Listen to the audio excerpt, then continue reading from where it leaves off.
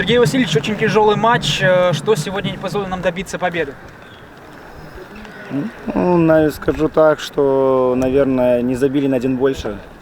Вот. Да, тяжело было, команда играла, инициативой владели, полностью переиграли, но именно не хватило, наверное, больше остроты в завершающей фазе.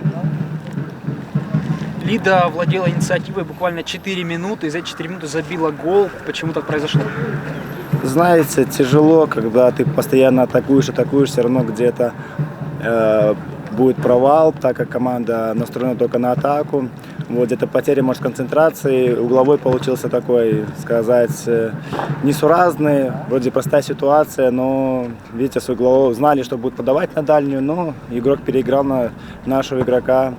Поэтому так получилось. Что сделать? Сегодня почти 80 минут играл Петр Сгурский. Как вы оцените его игру?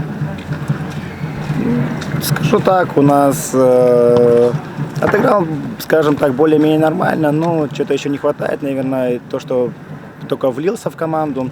Вот, возможно, у нас там вышел Колошкин тоже, ему нужна еще игровая практика, то есть, чтобы в тренировках более почувствовал своих партнеров, да, видно, что было напряжение у них, волнение. Ну, я думаю, у них как бы данные хорошие, они еще справятся с этим волнением и будут выходить более уверенно. В целом, как удалось после матча в раздевалке смягчить те эмоции, которые были после матча и его концовки?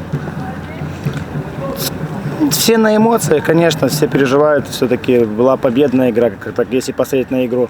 Ну, что сделать? Ничья, двигаемся дальше. Но ребята, конечно, расстроились.